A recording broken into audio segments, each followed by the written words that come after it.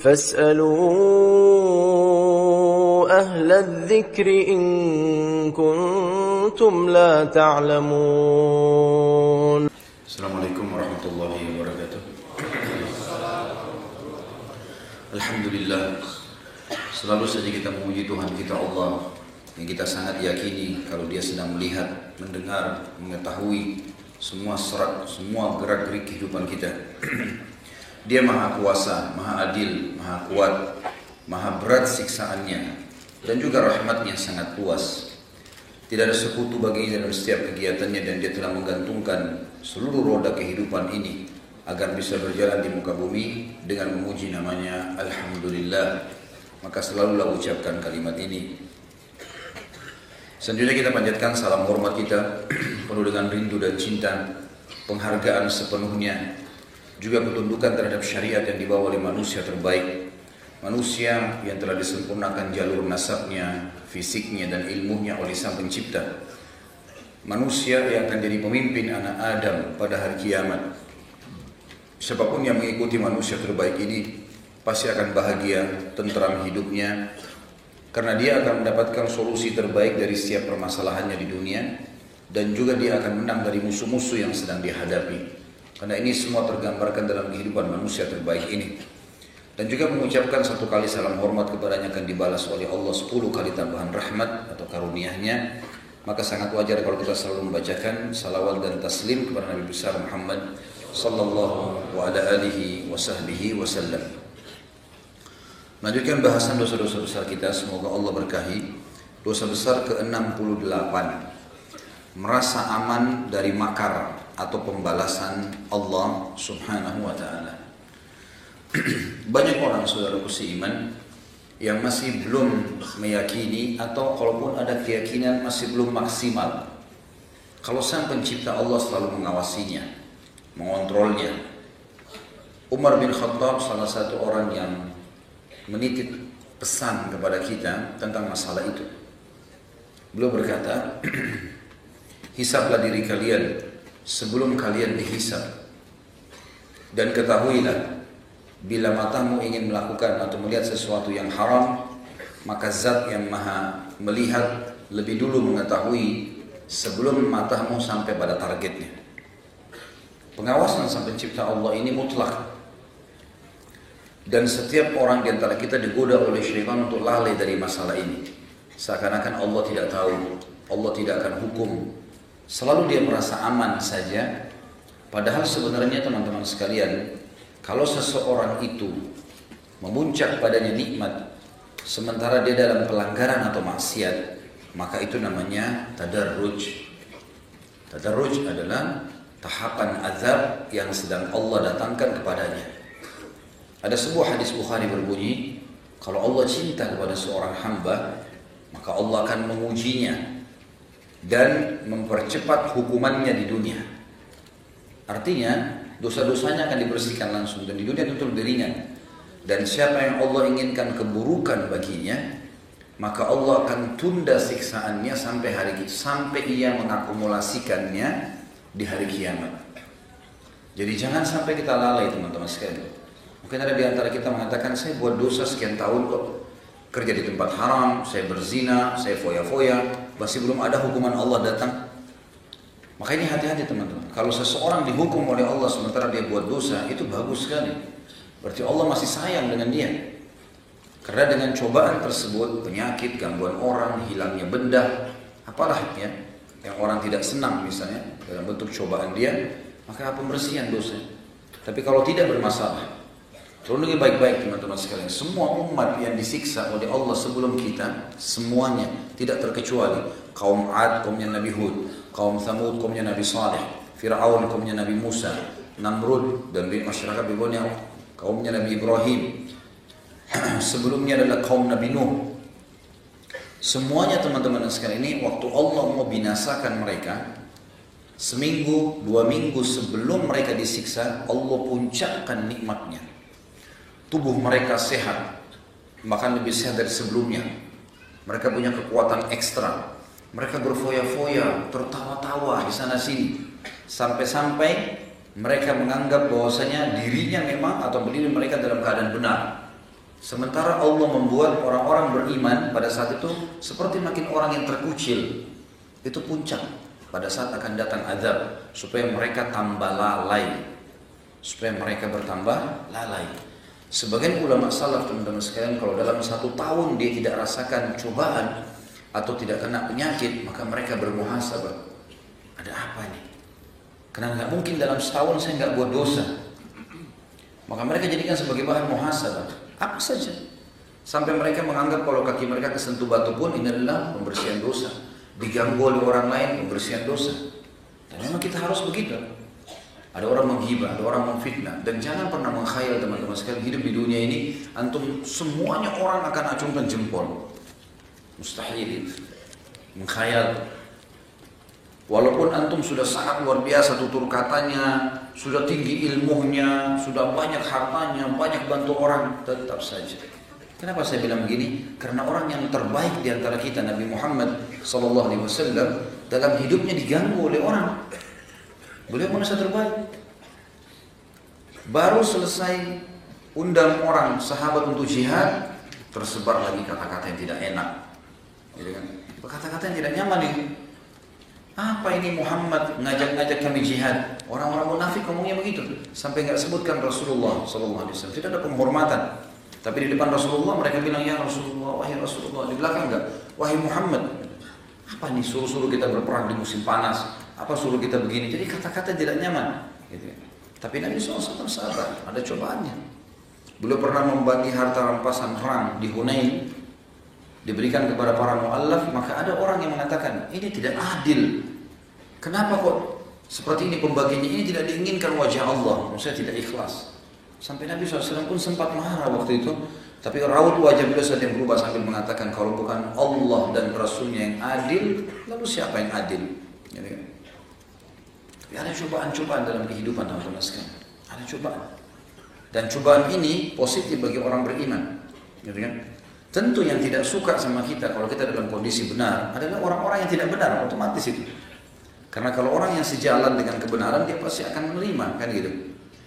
Seperti Rasulullah SAW yang benci adalah orang munafikin, orang kafir. Tapi para sahabatnya tidak, loyal semua bersama beliau. Ya, Ridwanullahi alaihim, para sahabat sangat mencintai Nabi SAW.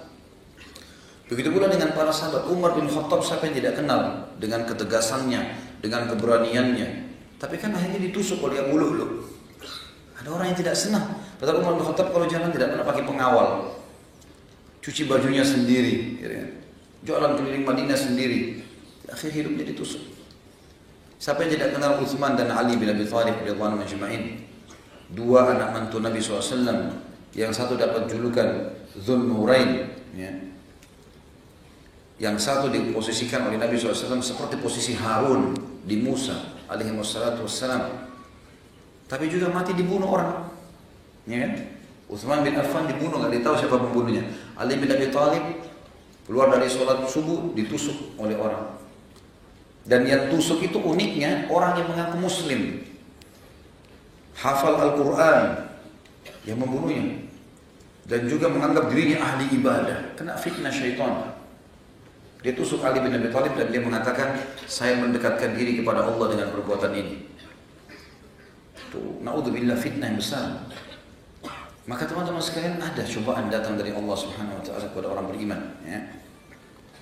Nah, cobaan ini positif bagi kita kalau kita beriman, akan ada. Maksud saya di sini teman-teman yang saya ingin datangkan, jangan kita berpikir tidak akan ada masalah kalau kita sudah jalan di jalan yang benar. Akan ada masalah kita hadapi.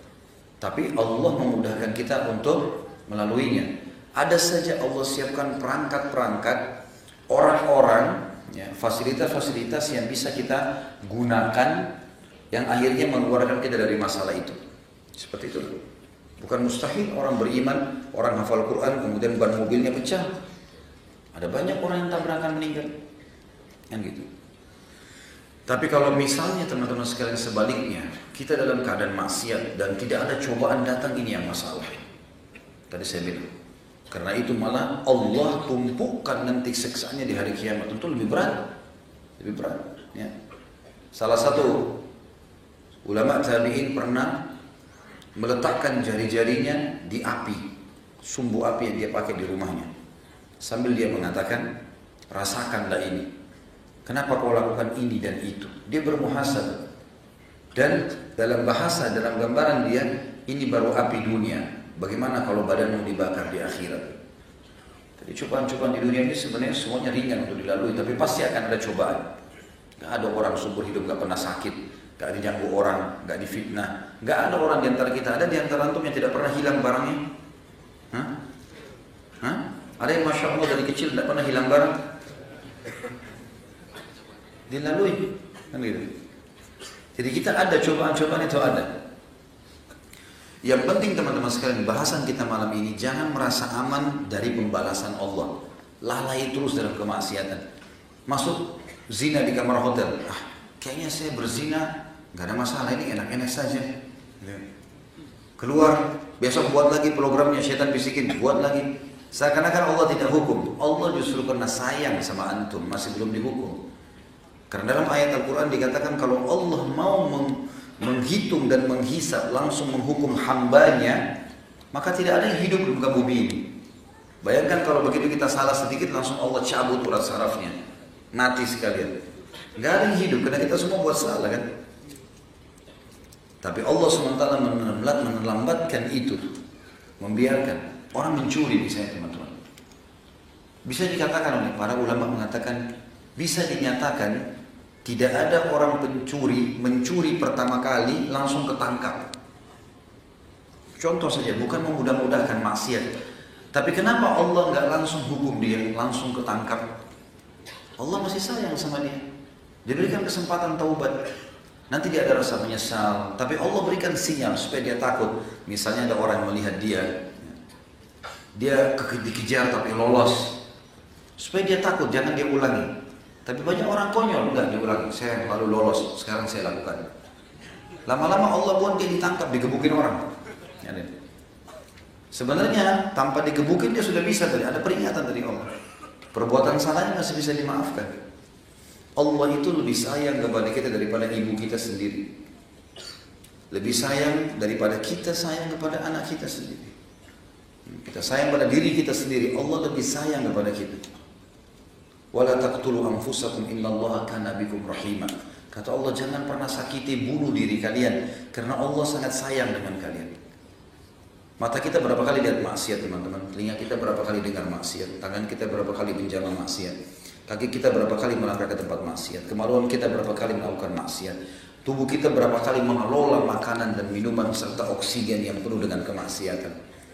Ini kalau seandainya seorang pegawai di perusahaan mau dihisab, dia sekali terlambat saja sudah dikeluarkan, atau sekali ketahuan dia mencuri dia akan dikeluarkan, maka mungkin kita semua sudah dikeluarkan dari muka bumi ini. Tapi rahmat Allah luas. Hanya saja jangan merasa aman dengan itu. Setiap kita buat satu dosa, sudah ada konsekuensi hukum, balasannya.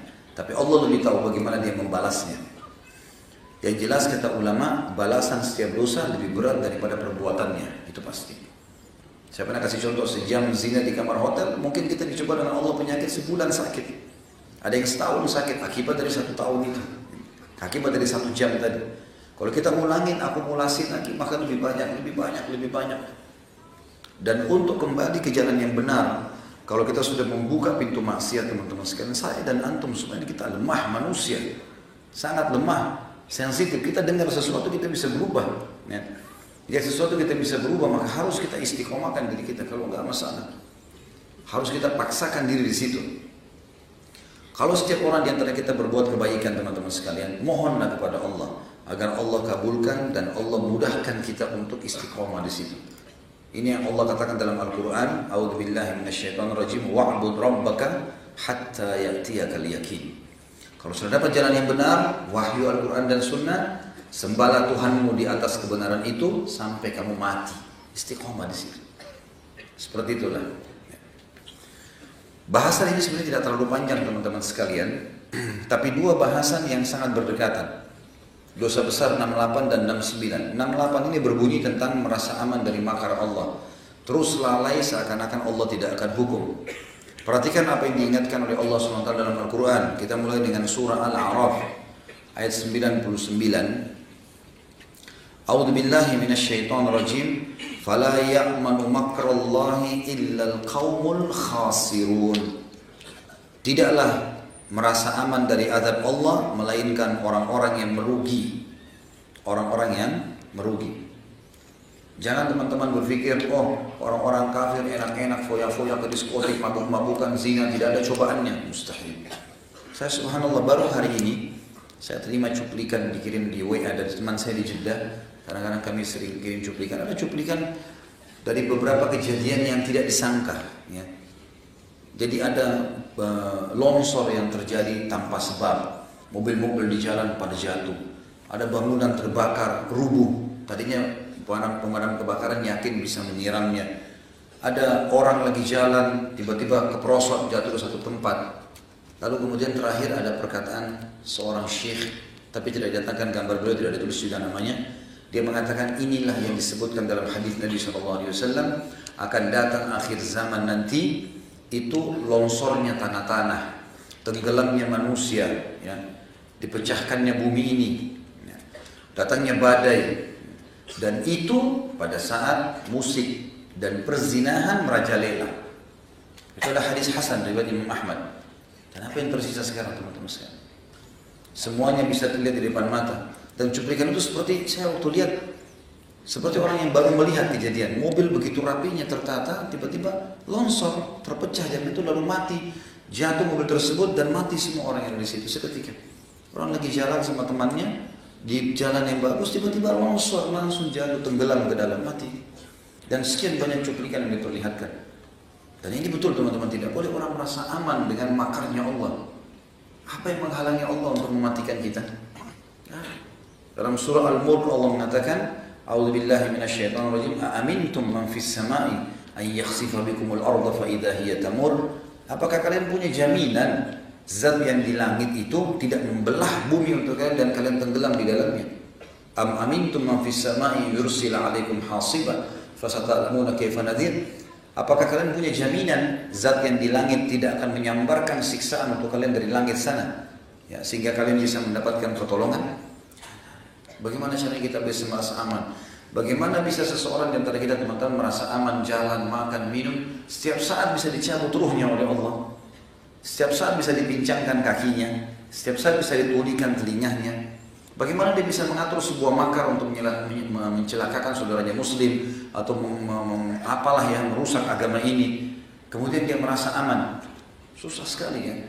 Ini hal-hal yang berat sebenarnya, tapi harusnya kita sebagai orang beriman memahami ayat ini, karena Allah SWT mengatakan dan tidak ada yang merasa aman dari azabnya Allah melainkan orang-orang yang merugi. Kata para ulama tafsir, rugi secara fisik, rugi secara ruh, rugi secara segala halunya dunia dan akhirat. Juga dalam surah Al-An'am ayat 44, Al-An'am 44 ini menjelaskan tentang tadi saya bilang, umat-umat sebelum kita yang disiksa oleh Allah, sebelum datang siksa mereka, maka Allah Azza wa Jalla datangkan nikmat melimpah. Hasil panennya makin bagus, makin sehat, makin terbahak-bahak, makin lalai. Ya, seperti banyak kita lihat orang begitu, subhanallah. Nanti ujungnya tiba-tiba tabrakan, tiba-tiba ini, tiba-tiba itu. Allah bilang dalam Al-An'am 44, A'udzubillahi minasyaitonirrajim, hatta idza farihu bima utu akhadnahum baghtah. Al-ayat. Sehingga apabila mereka bergembira dengan sesuatu yang telah diberikan kepada mereka, maka kami siksa mereka dengan sekonyong-konyong. Ya. Tiba-tiba Allah Subhanahu wa taala menyiksanya. Juga ada cuplikan yang dikirimkan kepada kami pada saat itu, saya sempat melihatnya. Jadi ada seorang syekh ceramah tentang masalah ini, menyadarkan umat Islam. Kita akan cuplikan bagaimana umat Islam ibadah di Mekah, ibadah di Madinah, masjid-masjid yang dipenuhi oleh umat Islam, mungkin majelis ilmu seperti ini ya, Masya Allah penuh. Orang-orang dikatakan oleh syekh itu, lihatlah bagaimana orang-orang beriman sebenarnya dalam keadaan tentram. Lalu didatangkan cuplikan, saya pun baru lihat itu. Rupanya ada kamera-kamera yang ditaruh di hotel-hotel di pinggir-pinggir pantai yang mengambil gambar-gambar, gitu kan? Dan diperlihatkanlah beberapa pantai-pantai yang penuh dengan kemaksiatan di Eropa, di Amerika Latin, yang di musim panas mereka bahkan tidak menggunakan pakaian. Tapi alhamdulillah kameranya itu jauh sekali dari atas bangunan tinggi sehingga tidak terlalu kelihatan masalah orang ini terbuka aurat atau tidak, kayak samar. Tapi kelihatan yang sangat jelas bagaimana ombak tsunami itu datang membinasakan mereka. Jadi cuma seperti semut kecil, manusia banyak dihantam dengan ombak tersebut sampai hotel-hotelnya pun rubuh semuanya. Ya, tempat-tempat mereka istirahat. Dan ini mungkin orang harus nonton, lihat seperti ini supaya tahu kalau azabnya Allah bisa datang seketika. Karena banyak umat Islam menganggap di waktu dia luang, kita seperti orang-orang non-muslim itu berlihai-lihai, tempat maksiat kita datangi, akhirnya kita ikut-ikutan, minimal mendengarkan ya, musik-musik mereka atau mengikuti cara-cara hidup mereka. Padahal setiap saat bisa datang azabnya Allah. Ayat yang terakhir di dosa besar ke-68 yang diangkat Imam Adz-Dzahabi, karena beliau angkat cuma 3 ayat saja, adalah surah Yunus ayat 7. A'udzu billahi minasyaitonir rajim. Innal ladzina la yarjuna liqa'ana wa radu bil hayatid dunya wa tama'annu biha wal ladzina hum an ayatina ghafilun. Sesungguhnya orang-orang yang tidak mengharapkan, maksudnya tidak percaya akan pertemuan dengan kami dan merasa puas dengan kehidupan di dunia ini serta merasa tentram dengan kehidupan ini, dan orang-orang yang melalaikan ayat-ayat kami, maksudnya mereka adalah orang-orang yang akan dihukum oleh Allah Subhanahu wa ta'ala. Kita lanjutkan ke dosa besar 69, karena ini bersambung sebenarnya. Masalah putus asa dari rahmat Allah. Pertanyaan dimulai dari dosa besar ini, teman-teman sekalian. Lalu bagaimana kalau saya terlanjur buat dosa, Ustaz? Kita tidak mau kena hukuman dari Allah, tapi saya sekarang bergelimang dosa, bagaimana saya harus lakukan? Maka jawaban kita tentunya jangan putus asa dari rahmat Allah. Kalau kita belum melakukan, jangan lakukan, karena azab Allah bisa datang. Tapi kalau kita sudah terlanjur lakukan dan sekarang mau menyelamatkan diri, maka jangan putus asa dari rahmat Allah. Maksudnya putus asa adalah dia harus yakin Allah akan terima taubatnya, Allah akan maafkan, bisa dia kembali ke jalan Allah. Teman-teman di sini alhamdulillah yang kita masih bisa bernafas, masih bisa melihat, kita masih bisa merenungi ayat-ayat Allah, kita sudah seharusnya kembali ke jalan Allah dan tidak boleh putus asa rahmat Allah. Jangan seseorang dari kita mengatakan, saya sudah buat dosa 70 tahun, 50 tahun, saya dulu suka begini dan begitu, apakah Allah masih terima taubat saya? Diterima semuanya. Sebaliknya, kalau teman-teman bilang, kayaknya Allah tidak akan ampuni, kayaknya saya akan masuk neraka, ini sementara dia masih hidup ya, ini putus asa dari rahmat Allah. Imam Adz-Dzahabi masukkan kategori dosa besar. Nggak boleh malah kita sangka buruk sama Allah, seakan-akan Allah tidak akan maafkan, kita tidak akan bisa baik. Saya dulu pezina, apakah saya masih bisa nikah dengan orang beriman? Semua pasti bisa. Tidak ada kata terlambat. Allah melihat sekarang ke depan, bukan sekarang ke belakang. Allah tidak membutuhkan masa lalu kita. Yang Allah mau tahu, taubat nggak, perbaikin nggak, dengan banyak motivasi yang dijanjikan oleh Allah Subhanahu wa ta'ala. Janji-janji pahala yang besar kalau orang bertaubat dari dosa-dosanya, gitu kan. Yang penting kita berubah, teman-teman sekalian. Dan dalam berubah ini, gulirkan ibadah itu, langkahkan kaki, mulai menjama Al-Quran, mulai lisan berzikir, mulai kaki melangkah ke masjid, mulaikan. Karena kalau kita tidak memulai, kita stuck di tempat kita seperti kereta yang tidak jalan, maka setiap orang bisa naik ke atasnya. Tapi kalau kereta itu kita jalankan bergulir, yang naik ya sudah. Atau saya kasih ibarat lain begini, kalau kita lagi lomba lari, pertandingan lomba lari, ada musuh kita, kalau kita tetap di tempat, dia akan bisa menguasai kita. Dia bisa lari duluan, dia bisa menghalangi kita. Tapi kalau kita sudah mulai memicu lari, maka rival kita tidak bisa mengalahkan kita kecuali dia lebih cepat dari kita, atau minimal mengimbangi kecepatan kita. Kalau teman-teman mau supaya tidak digoda lagi oleh syaitan atau godaan syaitan jadi lemah, sehingga kita bisa istiqomah jalan Allah, gulirkan. Harus digulirkan. Karena kita kalau sudah mulai berlari, syaitan juga harus berlari.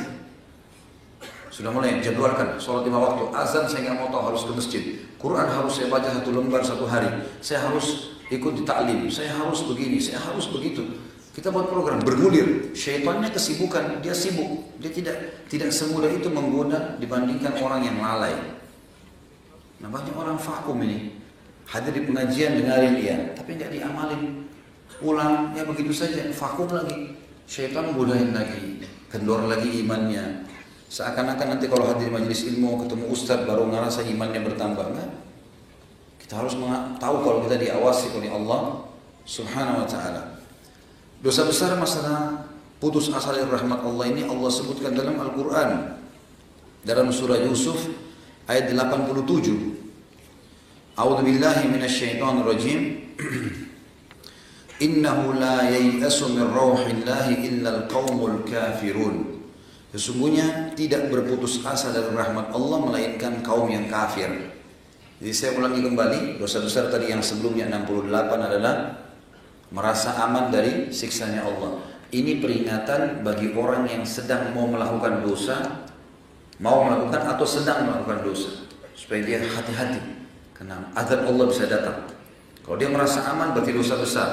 Zina misalnya, sambil dia berfoya-foya, tidak ada hukuman dari Allah. Zinanya dosa, ini merasa amannya juga dosa sendiri.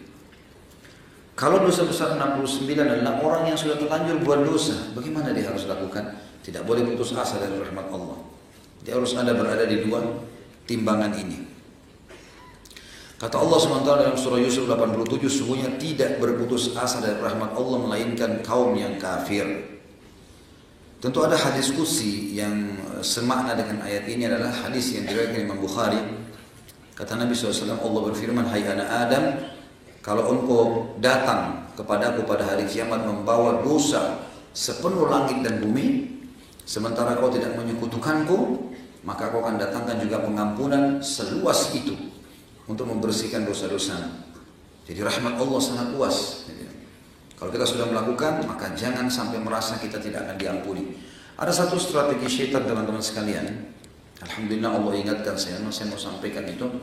Kalau seseorang di antara kita lalai sedang melakukan dosa, begitu selesai melakukan dosa, maka syaitan akan bisikkan putus asa. Saya sudah kotor, saya nggak cocok lagi masuk di pengajian. Saya kayaknya kemarin begini dan begitu. Sengaja supaya kita tidak segera bertobat. Padahal perintah Allah beda, bukan begitu. Dalam ayat Al-Quran dikatakan, kalau mereka mengingat Allah, tadzakkaru, ya, maka mereka langsung kembali.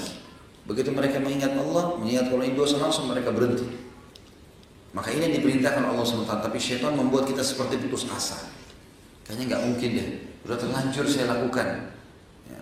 Orang lagi minum khamr, dia tahu itu adalah dosa, segera dia tinggalkan. Tapi syaitan mengatakan sudahlah, sudah terlanjur, supaya tetap dia terjerumus dalam kesalahannya. Maka jangan ikuti waswas syaitan itu. Untuk menganggap diri kita kotor lah, kita sudah terlanjur, lakukanlah, tambah saja dan seterusnya, ini tidak boleh. Ingat selalu teman-teman, konsekuensi hukuman makin sering kita ulangi maka makin berat hukumannya. Beda orang yang zina sekali dengan orang zina 10 kali, orang zina 100 kali akan beda hukumannya. Ayat yang kedua adalah surah Asy-Syura ayat 28 yang bunyinya a'udzubillahi minasyaitonirrajim. وَهُوَ الَّذِي يُنَزِّلُ الْغَيْثَ مِنْ بَعْدِ مَا كَنَطُوا al-ayat. Dan dialah Allah yang telah menurunkan hujan sesudah mereka berputus asa.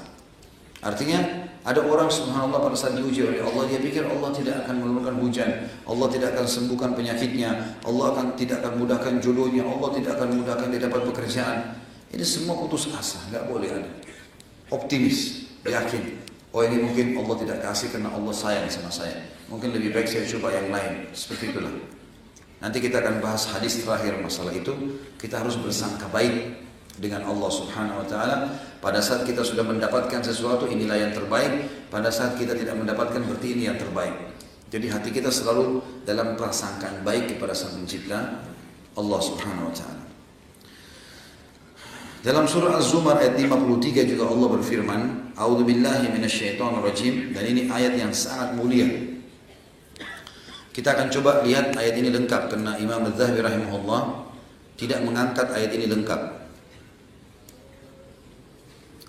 Surah Az-Zumar surah nomor 39 ini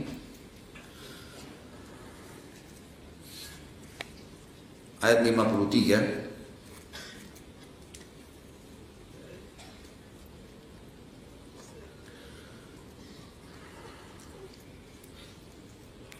Qul ya ibadiyalladzina asrafu ala anfusihim la taqnatu min rahmatillah innallaha yaghfiru dzunuba jami'a innahu huwal ghafurur rahim.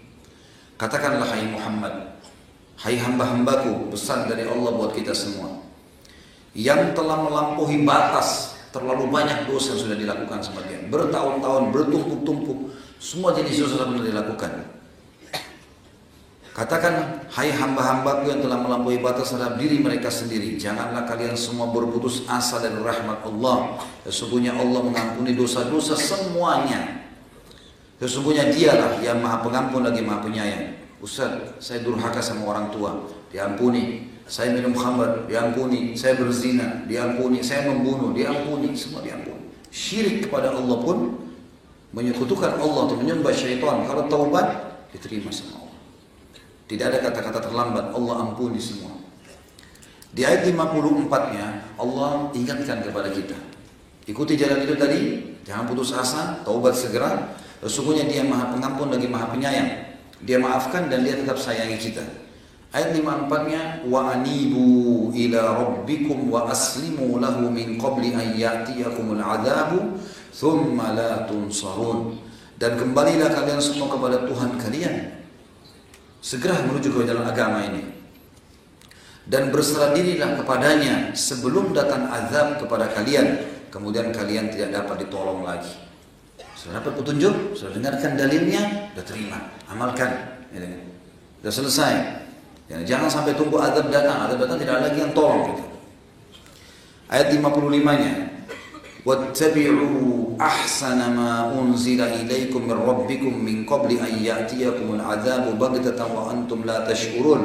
Dan ikutilah sebaik-baik apa yang telah diturunkan kepada kalian dari Tuhan kalian, Al-Quran dan Sunnah Nabi SAW, sebelum datang azab kepada kalian dengan tiba-tiba, sedangkan kalian tidak menyadarinya. Ayat 56, antakula nafsun ya hasrata ala ma farrattu fi jambillahi wa in kuntu laminas sakhirin. Supaya jangan ada orang yang mengatakan, amat besar penyesalanku atas kelalaianku dalam menunaikan kewajiban terhadap Allah, sedangkan aku sesungguhnya termasuk orang-orang yang memperolok-olok agama Allah. Jadi nanti hari kiamat ada orang yang mengucapkan itu, coba seandainya dulu ya saya sholat, coba saya hadir di majelis ilmu, coba begini dan begitu. Syaitan itu selalu berusaha teman-teman sekalian. Kayak misalnya orang hadir di majelis ilmu, bukan intinya masuk hadir itu satu kali, intinya istiqomah dah. Kalau hadir sekali kita bisa rasakan keimanan. Bagaimana kalau seandainya kita hadir setiap saat? Maka akan bertambah terus, gitu kan? Nah syaitan biasa hiasi kita, sudahlah kan kemarin sudah tahu, oh majelis di Blok M itu begini, bahasanya itu, ya sudahlah. Tidak apa-apa lah, saya nanti Rabu depan lagi, itu tunda sendiri. Untuk apa ditunda-tundain? Nanti akan ada penyesalan teman-teman sekalian. Penyesalan, walaupun kita dengar dari teman kita beda kalau kita hadir majelis ilmu, minimal dapat keutamaannya, fadilahnya. Berapa banyak saya dapat informasi yang masuk ke saya dari teman-teman kita yang tinggal di luar negeri, orang Indonesia, ikuti ceramah kita di YouTube, berharap bisa hadir sekali kayak antum hadir sekali. Mau datang di majelis secara langsung, gitu. Karena mereka merasakan pada saat dengar di YouTube ada manfaatnya. Alhamdulillah bisa hadir gampang, apalagi penduduk Jakarta sangat dekat. Ya. Ada kendaraan, ada transportasi. Jangan datang penyesalan teman-teman sekalian. Masjid, berapa kali masjid kita lewatin teman-teman yang butuh bantuan? Berapa yang antum bantu? Syaitan bisikin, itu masjid ada bidaannya enggak? Bukan urusan antum itu. Bukan urusan antum itu. Kalau antum tahu betul-betul sudah tahu itu masjid memang ada perbuatan yang haram dalam agama itu lain, atau untuk kegiatan haram, tapi masjid dipakai sholat 5 waktu akhir, sangka baik, sumbang saja gitu. Kan urusan antum itu. Ada orang miskin minta, ini masih kuat, oh itu anak pinjaman, oh ini begini, malah dapat dosa, sudah enggak sedekah, sangka buruk lagi. Ini pepatah bahasa Arab berbunyi akhasyafan wa su'akila. Dua keburukan dilakukan sekaligus. Orang Arab dulu memberikan perumpamaan begitu sampai menjadi sebuah masal, sebuah perumpamaan. Jadi kalau ada penjual kurma, dia taruh di tumpukan depannya bagus, kalau orang beli dikasih yang buruk sama dia, khasyaf namanya, kurma kering. Kemudian pada saat dia timbang, dia curang lagi timbangannya. Jadi bertumpuk dua keburukan. Apakah sudah kurma kering lalu timbangannya curang lagi? Ini dijadikan perumpamaan untuk orang yang menggabungkan dua keburukan. Sudah nggak bantu, nilai buruk lagi orang, sangka buruk. Ini tidak baik gimana? Sifat orang munafik juga ya. Mereka di zaman Nabi SAW begitu. Kalau Nabi lagi bilang jihad, itu tuh hari mau perang Tabuk, Nabi panggil jihad, peperangan. Jauh nih, ada sahabat datang bawa semua harta yang dia miliki, emas, perak, ditaruh di kain yang besar, dipikul sama dia, berat sekali. Masuk ke masjid, taruh depan Nabi SAW. Ya Rasulullah, ini yang saya punya. Saya mau sedekah. Apa kata orang munafik dalam majelis itu? Riya. Mereka sudah tidak nyumbang caci maki orang. Tidak ikut nyumbang, tapi mereka bisik-bisik. Tuh lihat riya tuh. Bawa-bawa. Rasulullah yang suruh bawa ke depan. Masa orang setiap kali ibadah depan orang dikatakan riya? Sekarang kalau di majelis ilmu begini harus hadir dilihat oleh orang. Saya bicara harus dilihat oleh orang. Orang pergi haji dilihat oleh orang. Tidak semua ibadah bisa kita sembunyikan. Tinggal bagaimana kita kontrol kan. Tapi itu sifat orang munafik. Dia tidak berbuat, dia sangka buruk. Enggak lama kemudian ada sahabat datang, saking miskinnya, dia bawa satu wadah kecil, isinya cuma berapa butir kurma. Lalu kemudian dia mengatakan, ya Rasulullah, hanya ini saya punya. Orang munafik nyetup lagi tuh. Ya. Mana bisa diapain tuh nyumbang dengan berapa butir kurma? Itu riwayat Sahih riwayat Bukhari itu. Jadi dia malah tidak menyumbang, caci maki orang. Jangan jadi seperti ini. Kalau di depan mata kita ibadah, saatnya eksekusi, bukan menilai. Sudah pernah saya bilang, azan lewat masjid, kayaknya tidak cocok sih, masjid sana aja. Bukan menilai, azan masuk, Allah sudah panggil, sholat, urusannya itu. Ada kekurangan, ada kesalahannya, nanti kita ingatkan, kan gitu.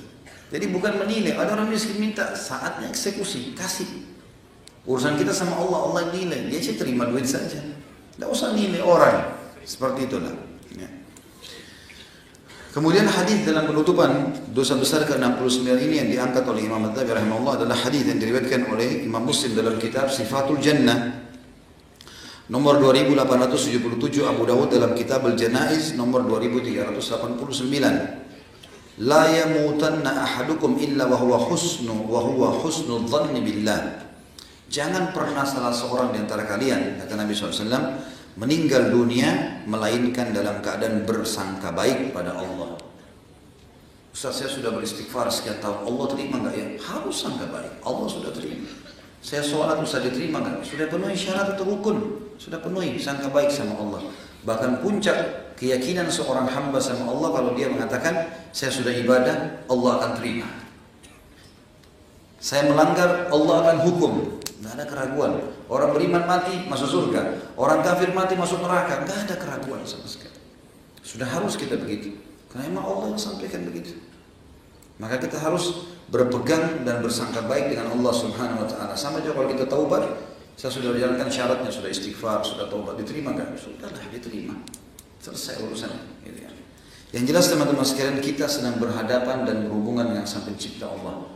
Dan kita sama sekali tidak berhubungan dengan manusia-manusia ini. Ya. Jadi tugas kita adalah berhubungan dengan Allah Subhanahu Wa Taala. Allahu a'lam. Baik, ini bahasan kita. Allahu a'lam. Mungkin begitu saja. Kita tutup dengan doa kepada semoga Allah SWT memberkahi majelis kita dan dijadikan sebagai tambahan amal kita pada hari kiamat. Tidak pernah kita lupa berdoa kepada Allah agar semua dosa yang pernah kita lakukan dan kedua orang tua kita, seluruh kerabat kita agar diganti menjadi pahala dengan kemahamurahannya. Dan selalu kita berdoa agar Indonesia, negara kita yang tercinta ini menjadi negara yang aman, tentram, damai. Seluruh rezekinya dibukakan oleh Allah SWT, seluruh utangnya terlunasi dengan kemahamurahannya Sang Pencipta Allah. Dan seluruh umat Islam berada di bawah naungan ukhuwah Islamiyah, diangkat perselisihan di antara mereka, dan juga mereka berada di bawah naungan ilmu syar'i yang benar dan iman yang benar, serta juga Allah Subhanahu Wa Taala menjadikan mereka semua menjadi penyebab hidayahnya orang-orang non-muslim di Indonesia ini. Dan juga semoga seluruh wilayah Indonesia diberikan pemimpin muslim yang adil, yang kembali kepada Al-Quran dan Sunnah, dimulai dari jajaran pemimpin presiden sampai kepada jajaran pemerintahan ya, yang terkecil pun di negara kita ini, semua yang dimudahkan oleh Allah untuk menjalankan amanahnya dengan baik, dan juga diberikan hidayah supaya bisa menjalankan agama Allah dan menerapkan dalam hidup mereka. Dan semoga Indonesia menjadi contoh bagi negara-negara yang lain. Tidak pernah lupa kita doakan saudara kita di Palestina, di Syria, di Yaman, di Irak, di Myanmar, di Ahsa, di mana pun mereka berada sedang tertindas. Semoga Allah ikhlaskan niat mereka, terima para syuhada mereka, muliakan Islam di tangan mereka dan tangan kita semua, dan semoga Allah partisipasikan kita bersama mereka di pahala, baik dengan doa, dengan harta juga dengan jiwa kita.